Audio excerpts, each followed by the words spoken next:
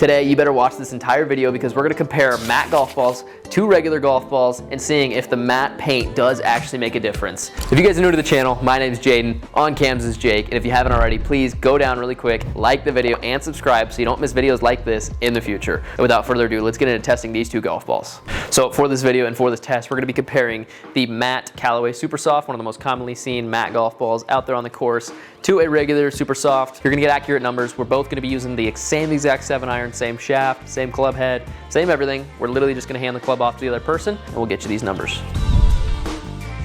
So getting into the numbers here, very surprised with the difference, which we're gonna talk about now. I will say with all the inputs being very similar, the outputs were very different. Starting off with the regular Super Soft, the non-matte version, let's talk about club speed for both of these balls real quick. We did have very similar club speed at 87.6 miles an hour and 87.8 mile an hour. On average, again, there's multiple shots in here. This isn't one golf shot, so this is an average. We had a difference in those averages of 0.2 miles an hour, so very similar.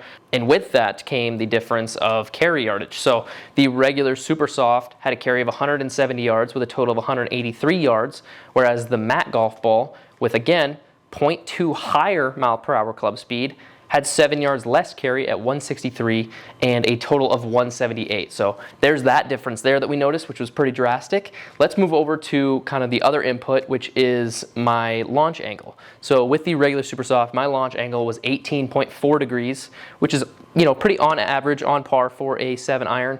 On the matte golf ball, my launch, again, was very similar, only off by half a degree at 17.9 degrees.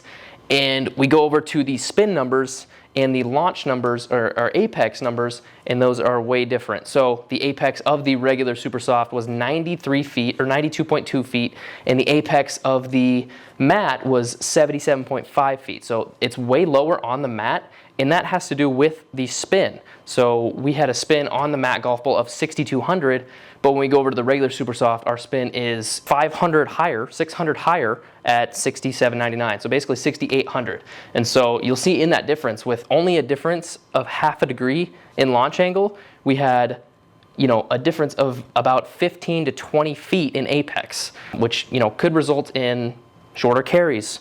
You know, the way it lands on the green. One of the things we talked about was green reaction, how the balls react to the green. With that lower spin, I think that matte golf ball is not gonna stick a green very well, especially with a lower apex. It's gonna have a lower flight and come in more of a bullet, as opposed to the regular Super Soft having that high spin, sit flat, kind of that green reactionness and that landing angle. These are my numbers. Again, you can see for me that the matte ball definitely performed worse, in my opinion. I'm gonna hand it over to Jake. He's gonna do his test with that higher swing speed, and we're gonna see what his numbers are.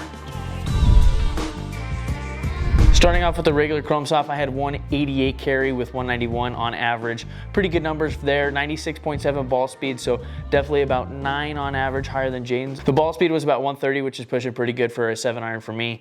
Heading into the launch angle, 16.5 was a little bit lower than normal for me. That was because I used Jaden's club. With a backspin of 6,300, side spin of 7,600, which is pretty solid, and apex of 99.3. All pretty good numbers there. Heading into the matte golf ball of 185 carry, a little bit less, total yardage of 197, so I actually did experience a little bit more rollout there.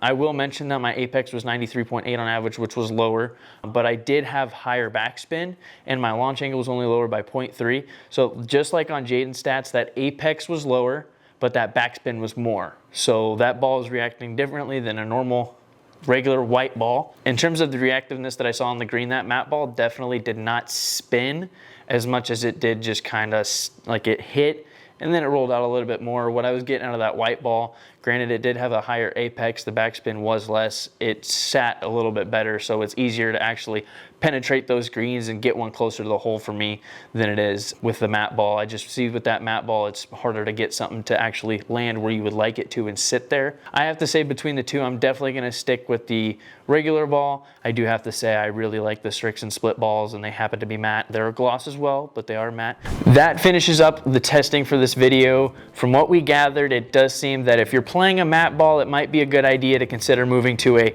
regular white gloss ball. It's completely up to you, but that's just based off the numbers we saw there.